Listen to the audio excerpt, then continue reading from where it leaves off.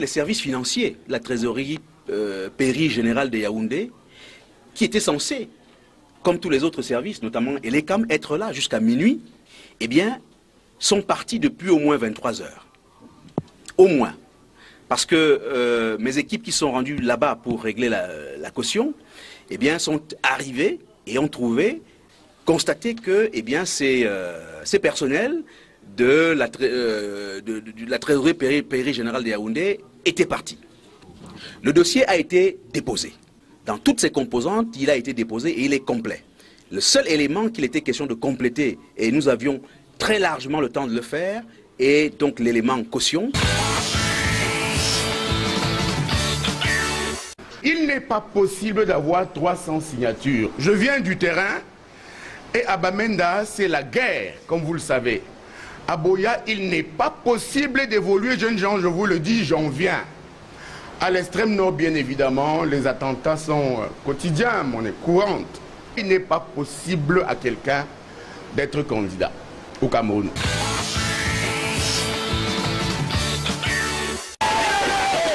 Il n'est encore que candidat, mais la mobilisation des militants de son parti devant la délégation régionale d'Eleka Madouala démontre que le parti de la balance nourrit bien des ambitions autour de Joshua aussi, pour l'élection présidentielle du 7 octobre prochain.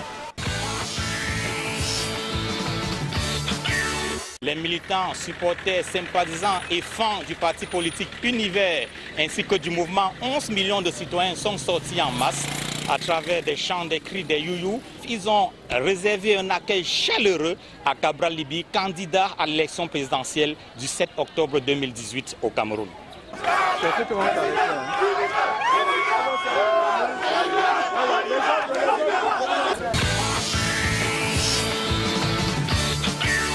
On est non partant pour les élections présidentielles dans le contexte actuel.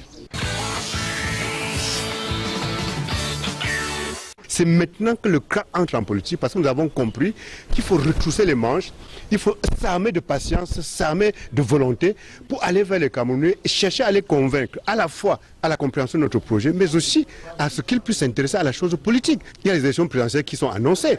Ce n'est pas le sourire qu'on compte, c'est le nombre de bulletins dans l'urne qu'on va compter.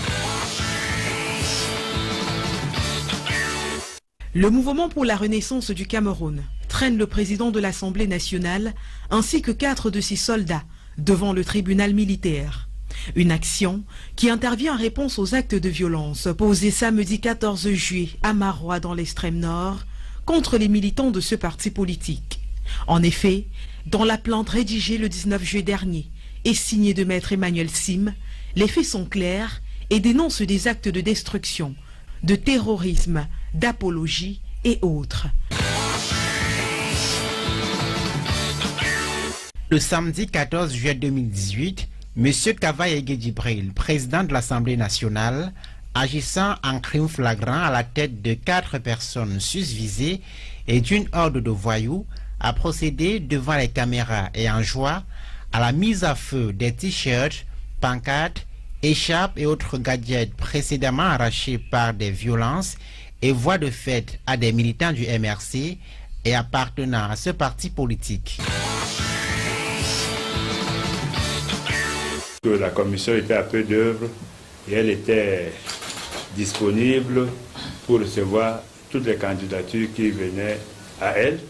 À la fin de la clôture de réception des candidatures, c'est que nous sommes à 28 candidatures, dont 22 partis politiques et 6 candidats indépendants.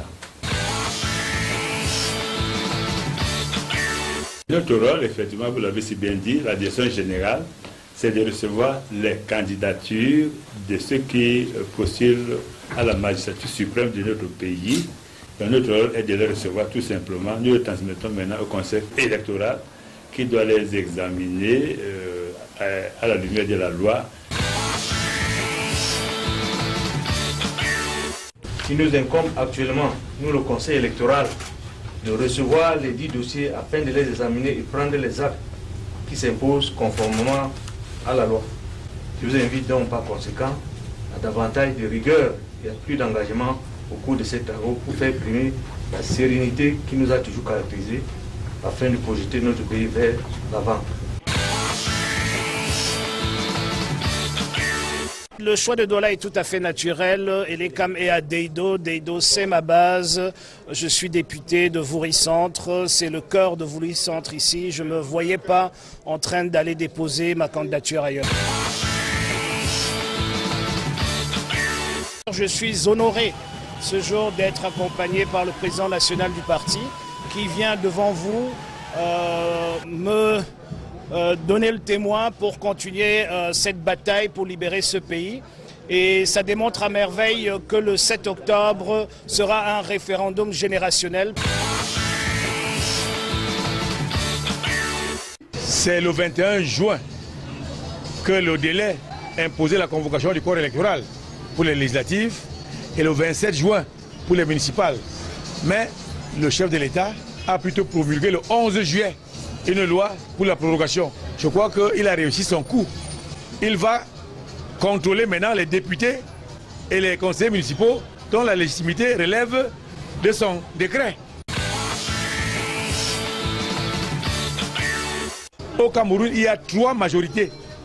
À 16 ans, vous pouvez fonder une famille, vous pouvez vous marier. À 18 ans, vous pouvez aller en prison pour les actes que vous avez posés. Mais vous n'avez pas le droit de choisir le chef de l'État qui doit vous diriger, ni votre conseil municipal, parce que la majorité électorale est à 20 ans. Ne fût-ce que ça, le chef de l'État pouvait nous concéder ça, en disant que la majorité électorale est à 18 ans, au moins. Mais il ne l'a pas fait. Nous comprenons qu'il a peur des jeunes, parce que les jeunes de 15 à 35 ans, 40 ans, sont peut-être 70%. Si on abaisse ça, on va avoir plein de jeunes qu'on ne pourra pas bien manipuler. Nous sommes mandataires du Dr Adamou Ndamdjoya, le président national de l'UDC. Et comme vous avez constaté, nous venons de déposer sa déclaration de candidature. C'est déjà quelque chose d'avoir pu déposer à temps, mais ce n'est que la première étape. Nous disons tout simplement qu'après la publication définitive des candidats, ce sera une autre manche qui va commencer.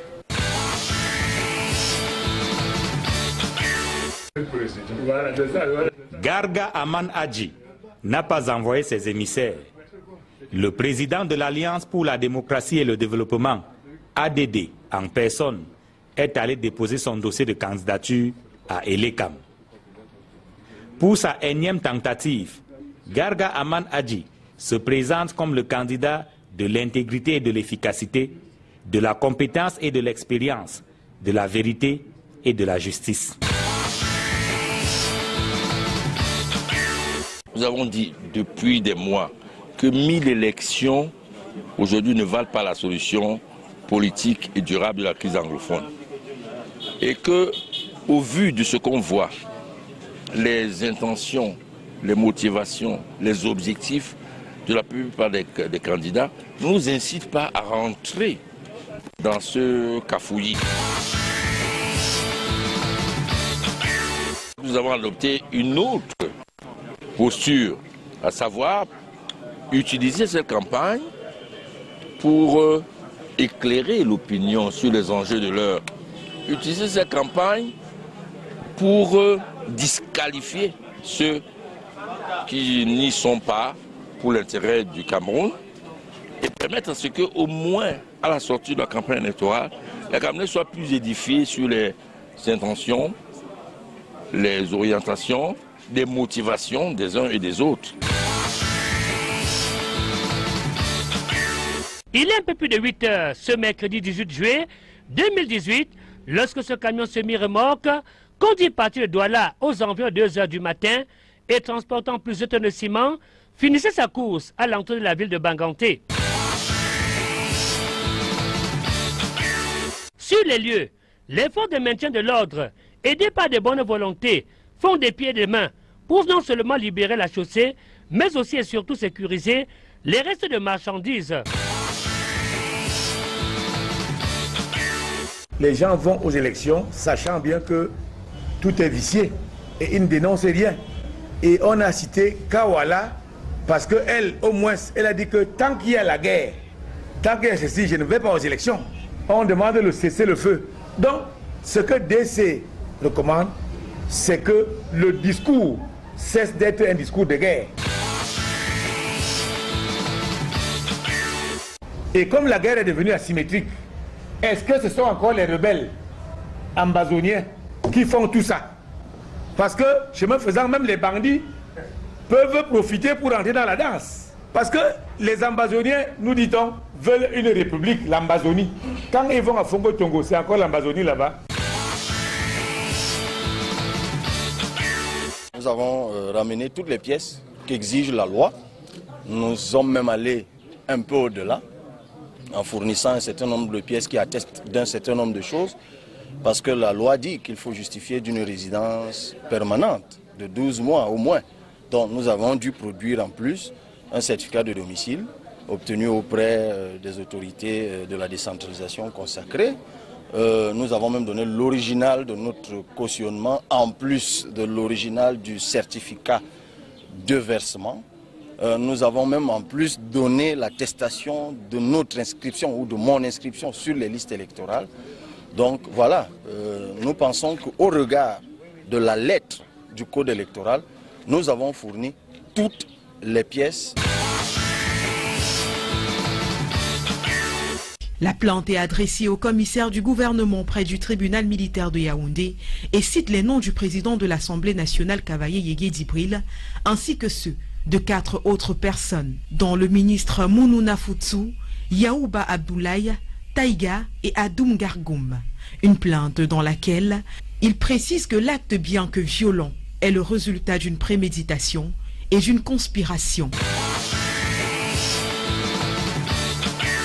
Au cours de plusieurs réunions, dont l'une présidée par M. Kavaye lui-même, ce projet funeste avait été arrêté avec pour but d'intimider la population, de provoquer une situation de terreur et de contraindre le MRC en tant qu'organisation de s'abstenir de tenir des meetings dans la région de l'extrême nord. Les faits ainsi succinctement décrits sont constitutifs des infractions de destruction et d'actes de terrorisme.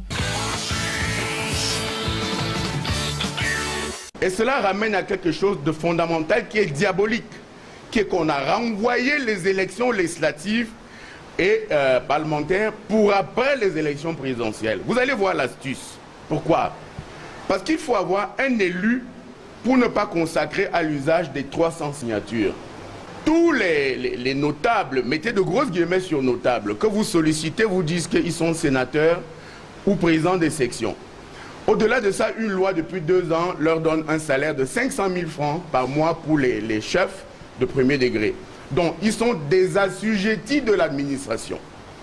Ceux des conseillers qui daignent vous recevoir vous disent que les élections municipales ont lieu en 2019 et qu'au RDPC, il n'y a plus les primaires.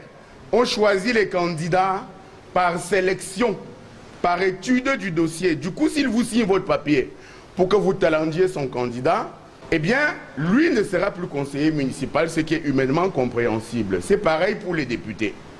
Vous revenez donc à Yaoundé sans aucune signature.